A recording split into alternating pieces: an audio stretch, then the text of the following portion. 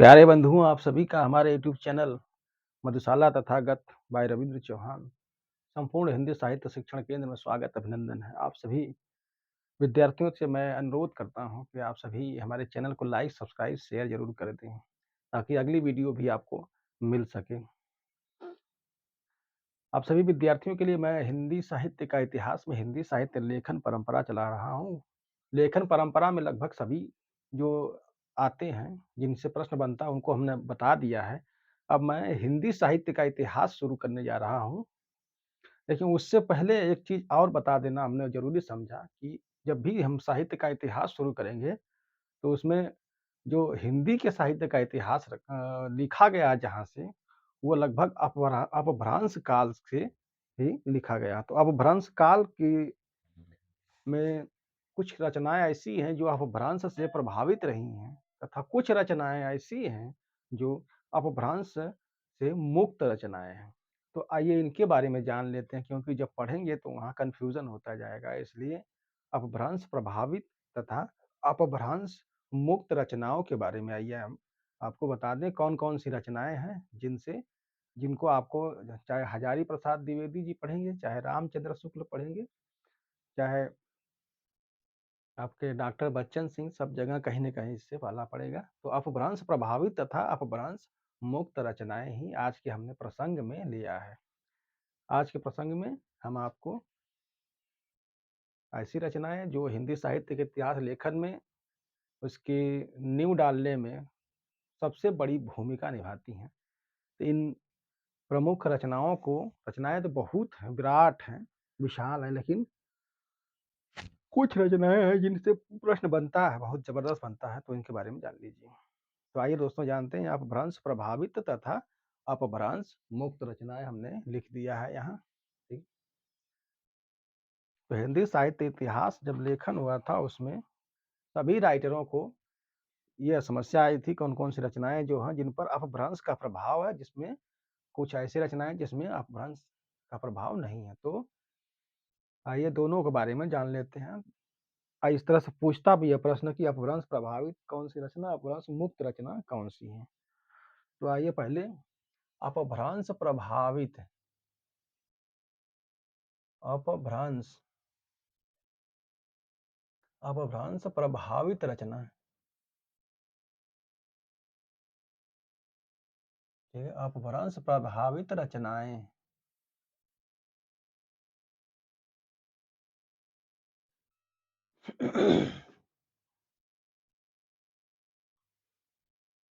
अपभ्रंश प्रभावित रचनाएं कौन कौन सी है, इसके बारे में यहाँ से लिखते जाइए, मैं बताते जा।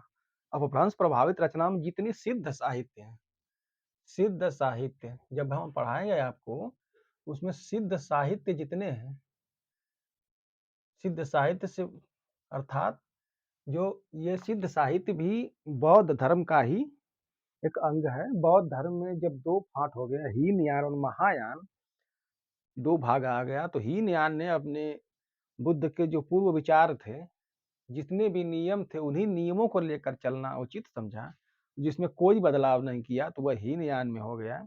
तथा महायान ने समय के साथ अपने जो बुद्ध के उपदेश, उनके द्वारा बनाए गए नियम कानून थे, उनमें बदलाव करना समझा, कुछ चीज़ों को अपनाने की बात सोची, तो वो इनसे अलग होकर के यह महायान बना। महायान यानी कि यानी कि हीनयान यानी कि किसी भी व्यवहार से हीन। तो व्यवहार उनका जो बुद्ध का मूल व्यवहार था, उसी व्यवहार से वो हीन हो गए।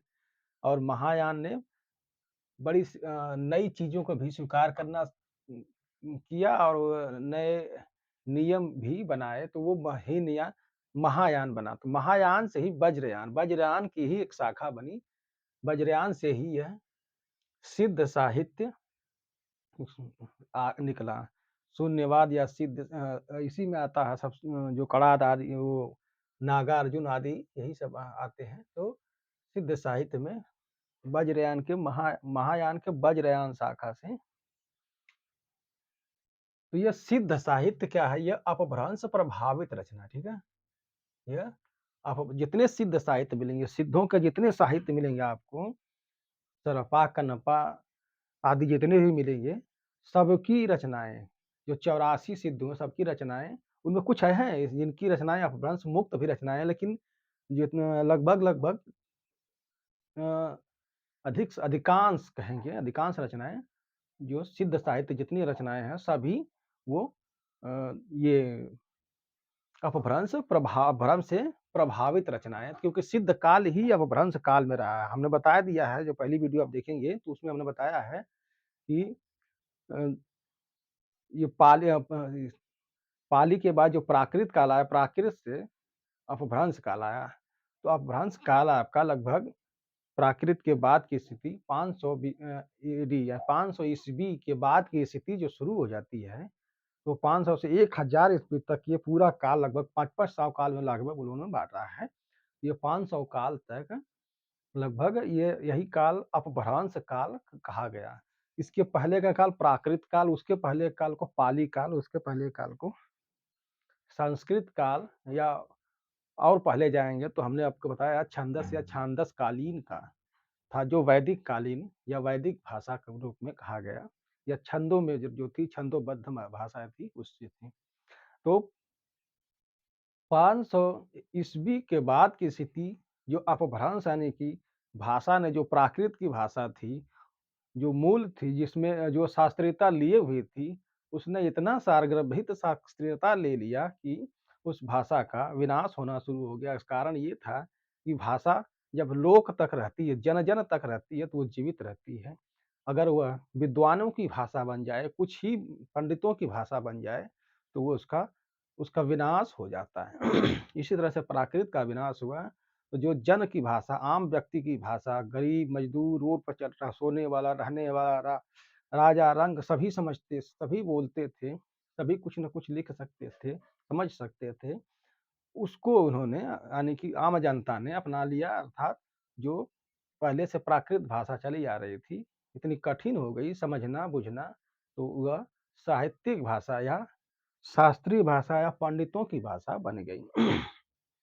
तो 500 जो ईस्वी के बाद से अ, अपभ्रंश साहित्य रहा। अपभ्रंश साहित्य में ही लगभग ये सारे जितने भी रचनाकार हुए हैं, ये सिद्ध हुए हैं। इसी काल के 300 के बाद से शुरू हो जाते हैं लगभग।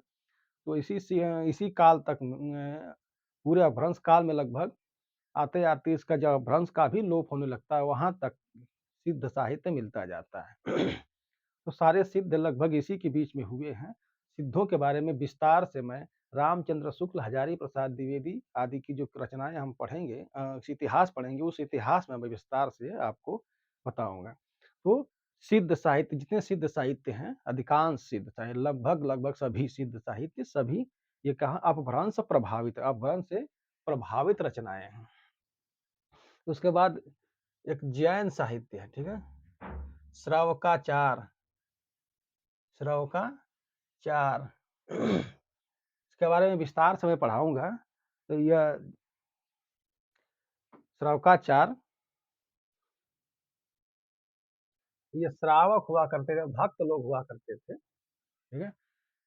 तो उनका व्यवहार के बारे में इसमें व्याख्या किया गया है कि उसमें जो वो शरीयत आदि की जो पालन करेंगे, उसमें कैसे पालन करेंगे, दिनचर्या क्या होगी, यही सब था। तो श्रावकाचार के बारे में और भी विस्तार से मैं पढ़ाऊँगा। तो यह श्रावकाचार ग्रंथ देवसेन ने लिखा है। यह भी अपभ्रंश प्रभावित रचना है। अपभ्रंश, इस पर अपभ्रंश का प्रभाव है, ठीक है? देवसेन ने लिखा, इस पर अपभ्रंश का प्रभाव है। इसकी जो शैली है, लेखन की शैली है, दोहा छंद में लिखा गया है। देवसेन ने लिखा है, यह दोहा छंद में है। यह दोहा छंद में है, दोहा छंद में है। यह जो ग्रंथ है, यह दोहा छंद में, याद रखिएगा। ये दोहा में कहा गया, देवसेन का श्रावकाचार, यह दोहा में कहा गया है। इसी तरह से एक रत्न खंड लिखा गया है, रत्न खंड, ठीक है? रत्न खंड श्रावकाचार, श्रावकाचार, यह भी प्रभावित ही रचना है, अपभ्रंश की प्रभावित रचना। इसको समंत भद्र ने लिखा है। समंत भद्र, समंत भद्र, भद्र ने लिखा है। किसको? इस रत्नखंड श्रवकाचार ग्रंथ को, ये भी जैन ग्रंथ ही रहा है। श्रवकाचार भी, ये भी जैन ग्रंथ है, याद रखिएगा, ये जैन ग्रंथ है। देवसेन क्या थे? जैन कवि थे, ठीक है, ये जैन कवि थे देवसेन, जिन्होंने श्रवकाचार लिखा, और यह श्रवकाचार दोहा छंद में है। तो उसमें श्रावकों के आचार व्यवचार, शरीयत आदि के बारे में लिखा गया। इसके बारे में और भी विस्तार से मैं पढ़ाऊंगा। तो यह श्रावकाचार ग्रंथ और रत्नखंड श्रावकाचार ग्रंथ, यह श्रावकाचार देवसेन का है, यह दोहा छंद में है। देवसेन जैन कवि थे। रत्नखंड श्रावकाचार समंत भद्र का है। ठीक, इसके बाद अगला ग्रंथ है Raul well. Raul well, Raul well Raul well ग्रंथ जो है, यह भी प्राचीन ग्रंथों में है। तो यह राउल वेल भी क्या है? राउल वेल ग्रंथ भी आपका अपभ्रंश प्रभावित रचना है। बार बार इसलिए बोल रहा हूँ कि याद हो जाएगा, सुनिए। राउल वेल अपभ्रंश प्रभावित रचना है। यह 10वीं शताब्दी में हुआ, 10वीं सदी का राउल वेल, राउल वेल ग्रंथ 10वीं शताब्दी का, जो कि यह एक अपभ्रंश प्रभावित रचना है। इस ग्रंथ का की विशेषता क्या है? यह चंपू में है, ठीक है, चंपू काव्य है, चंपू काव्य, यह चंपू में है, चंपू शैली में है, ठीक है। चंपू शैली क्या है? जब गद्य पद्य, चंपू शैली उसे कहते हैं जब गद्य पद्य आपस मिल जाते हैं। गद्य, ऐसी रचना जिसमें गद्य और पद्य दोनों हो, ठीक है, वो से चंपू कहा जाता है। गद्य रचना है और पद्यात्मक रचना है जिसमें दोनों हो, वो उसे चंपू कहा जाता है। तो यह राउल वेल की विशेषता है कि चंपू में है, यह चंपू अर्थात यह गद्य पद्य में है। यह 10वीं शताब्दी में हुआ, लिखा गया माना जाता है। यह एक, यही ग्रंथ है जो शिला अंकित ग्रंथ है। राउल बेल, यह एक शिला अंकित ग्रंथ है। शिलांकित, शिलांकित ग्रंथ है। राउल बेल क्या है? शिलांकित ग्रंथ। यह एक शिलांकित ग्रंथ मतलब हो गया जो शिला पर लिखा गया था, इसको खोजा गया, बाद में इसको रंग कर उस पे कलमबद्ध किया गया। तो यह एक शिला अंकित ग्रंथ है।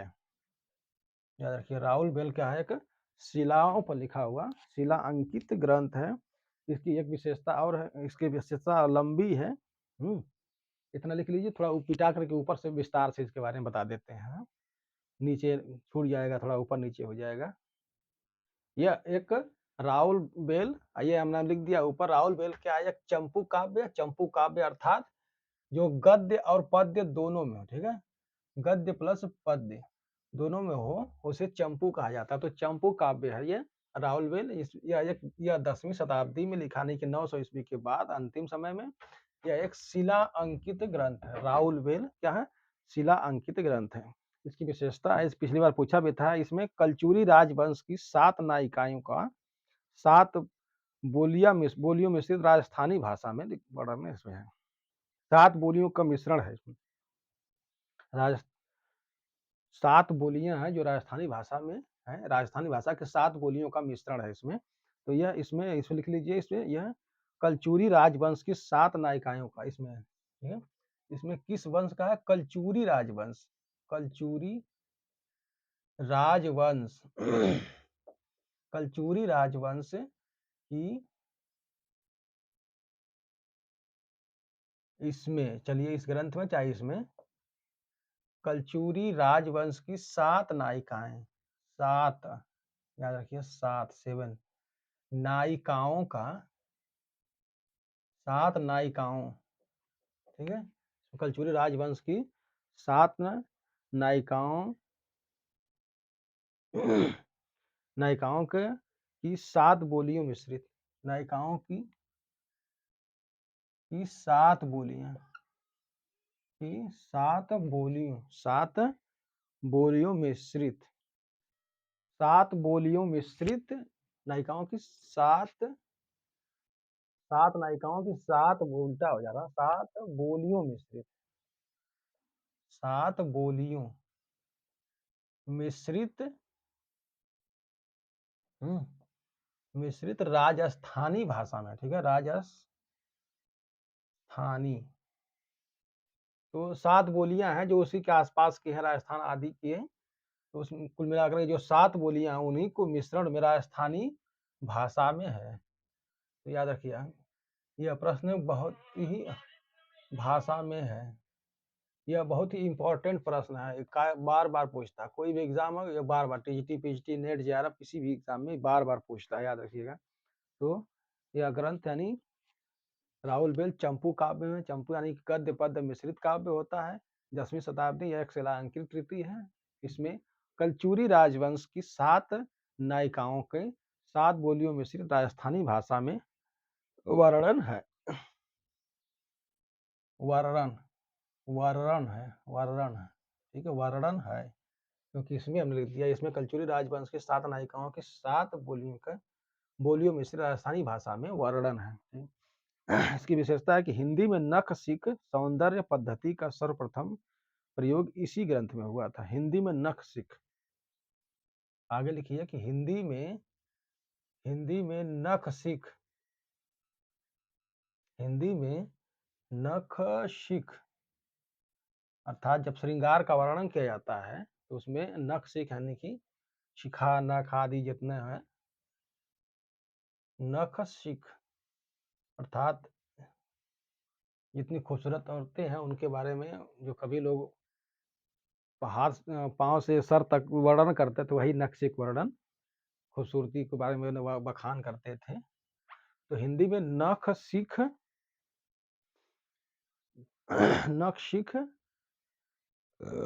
सौंदर्य पद्धति का सर्वप्रथम, सौंदर्य पद्धति का, सौंदर्य पद्धति का सर्वप्रथम, सर्वप्रथम क्या लिखा हमने कि हिंदी में नख सिख सौंदर्य पद्धति का सर्वप्रथम प्रयोग इसी ग्रंथ में हुआ है। प्रयोग प्रयोग इसी ग्रंथ में हुआ है। इसी ग्रंथ यानी कि राउलवेल ग्रंथ में हुआ है। ये बहुत ही हार्ड प्रश्न है, जान लीजिए। ये प्रश्न कहीं भी एग्जाम में, किसी भी राज्य का एग्जाम हो, तुरंत आ जाता है कि हिंदी में नख सिख सौंदर्य पद्धति का सर्वप्रथम प्रयोग किसमें हुआ है? तो यह इसी यानी कि राउलवेल ग्रंथ में हुआ है। इसका प्रकाशन डॉक्टर भयानी ने भारतीय विद्या पत्रिका में कराया था। यह ग्रंथ डॉक्टर भयानी थे। डॉक्टर भयानी ने यह ग्रंथ डॉक्टर भयानी ने भारतीय विद्या पत्रिका में, डॉक्टर भयानी ने भारतीय विद्या, एक पत्र था भारतीय विद्या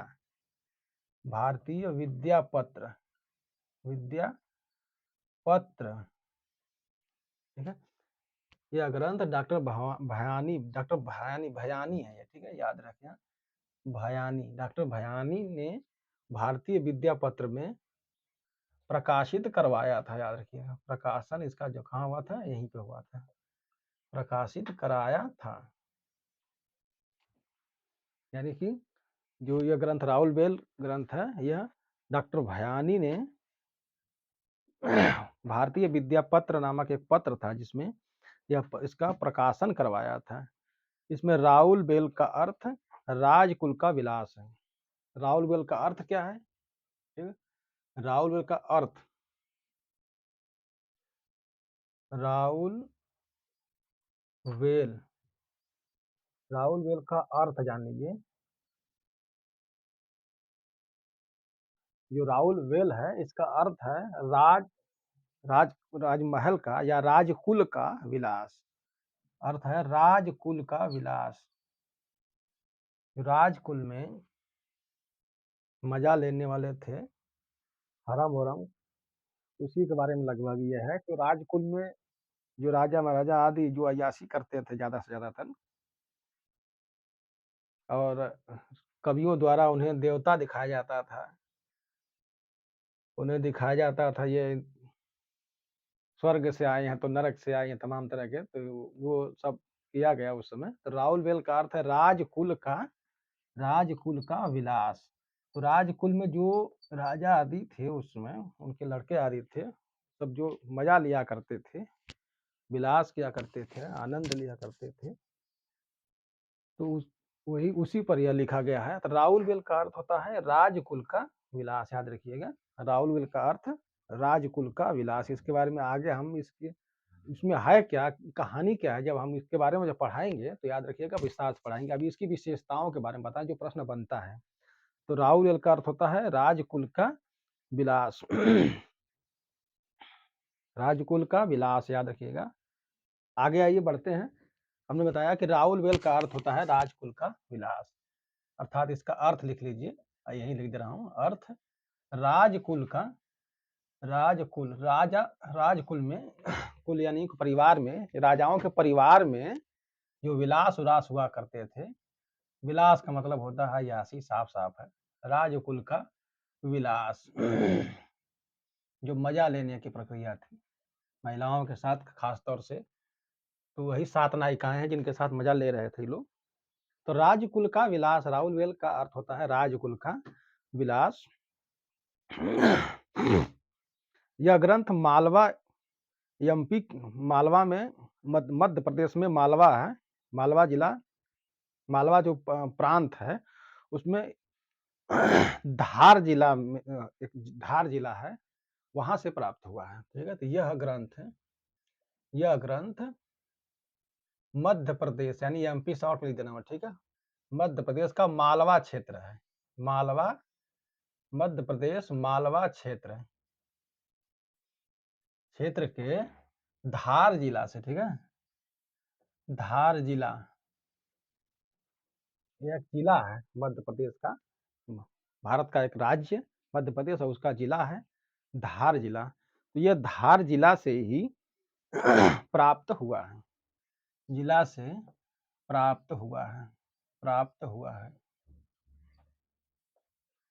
तो राउल वेल ग्रंथ मध्य प्रदेश के मालवा क्षेत्र से, धार जिला से प्राप्त हुआ है।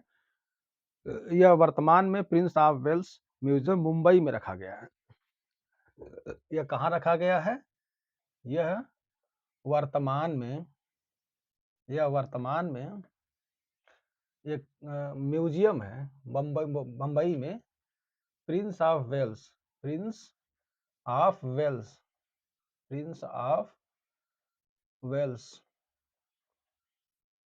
म्यूजियम, ठीक है। म्यूजियम मतलब जानते हैं, संग्रहालय, म्यूजियम मुंबई में, ठीक है, मुंबई में। तो वर्तमान में यह ग्रंथ, जो यह राउल वेल है, वर्तमान में कहाँ पे? Prince of Wales museum Mumbai में, मुंबई का जो म्यूजियम है उस वहां पर यह रखा गया है। इसमें 7 दृष्टियों का नक्शे का वर्णन मिलता है, ठीक है। एक और इसकी विशेषता है कि इसमें, या इस ग्रंथ में 7 दृष्टियों का, 7 दृष्टियों का, 7 दृष्टियों का नख शिख वर्णन है। 7 दृष्टियों का नख शिख वर्णन है, शिख वर्णन है, ठीक है। इस ग्रंथ में 7 दृष्टियों से, देखिए अलग अलग दृष्टियां होती है इस दृश्य नख शिख वर्णन, ये पद्धति, मतलब पद्धति हो गया। तो किस दृष्टि से तो 7 अलग अलग दृष्टियों से नख शिख का वर्णन है। यह माता प्रसाद गुप्त ने इसका समय 10वीं 11वीं शताब्दी माना है। तो माता प्रसाद गुप्त ने, जो उनका समय मैंने बताया ना 10वीं शताब्दी, तो माता प्रसाद गुप्त जो से इतिहासकार हुए हैं, इन्होंने इस पर शोध किया है। तो माता प्रसाद गुप्त ने इस, यानी कि राउल वेल का इस ग्रंथ का समय, इस ग्रंथ का काल कहाँ, कब माना है? का काल 10वीं 11वीं माना है, 10वीं 11वीं सदी माना है, ठीक है। माता प्रसाद गुप्त ने जो अपभ्रंश प्रभावित रचना है राउलवेल, इसका समय इस 10वीं-11वीं शताब्दी में माना है। तो एक बार और इसके बारे में रिपीट कर दे रहा हूँ कि राउलवेल अर्थात राउलवेल ग्रंथ, इस बारे में इस पे बार-बार प्रश्न दे रहा हूँ, इस पर इससे बहुत ज़्यादा प्रश्न बनते हैं, सभी एग्ज़ाम्स में बनाए जाते हैं। तो राउलवेल ग्रंथ यह रोडा कवि का है, इसमें हमने लिखवाया नहीं होगा। तो यह राउलवेल ग्रंथ किसका है? ये रोडा कवि का है। इसे यह ग्रंथ किसका है? रोडा कवि का है। रोडा कवि ने लिखा है। अभी इसको मैं भूल गया था।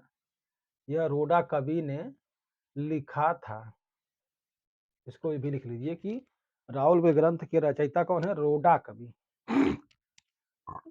शुरू में भूल गया हूँ। तो राउलवेल जो ग्रंथ है, यह इसका अर्थ होता है राजकुल का विलास। इसके रचयिता रोडा कवि माने जाते हैं। राउलवेल ग्रंथ चंपू काव्य अर्थात गद्य पद्य मिश्रित काव्य जो होता है उसे चंपू काव्य कहा जाता है। यह एक शिला अंकित ग्रंथ है। शिला अंकित यानी कि पत्थर पर लिखा हुआ ग्रंथ शिला अंकित ग्रंथ है। इसमें इस ग्रंथ की विशेषता है कि इस ग्रंथ में कलचुरी राजवंश हुआ करता था उसमें। तो कलचुरी राजवंश की 7 नायिकाओं का कलचुरी यानी कि राउलवेल में कलचुरी राजवंश की कुल 7 नायिकाओं का 7 बोलियों मिश्रित राजस्थानी भाषा में वर्णन किया गया है। इस ग्रंथ में जो वर्णन है वह मैटर जो लिखा गया है इसमें कलचुरी राजवंश की 7 नायिकाओं का 7 बोलियों मिश्रित राजस्थानी भाषा में है। भाषा राजस्थानी का मतलब वहीं के आसपास की जो बोलियां 7 मिश्रित बोलियां हैं उसी का मिश्रित रूप या कलचुरी राजवंश की नायिकाओं का वर्णन इसमें किया गया है। तो 7 बोलियां मिश्रित राजस्थानी भाषा में यह राउलवेल ग्रंथ मिलता है। इसमें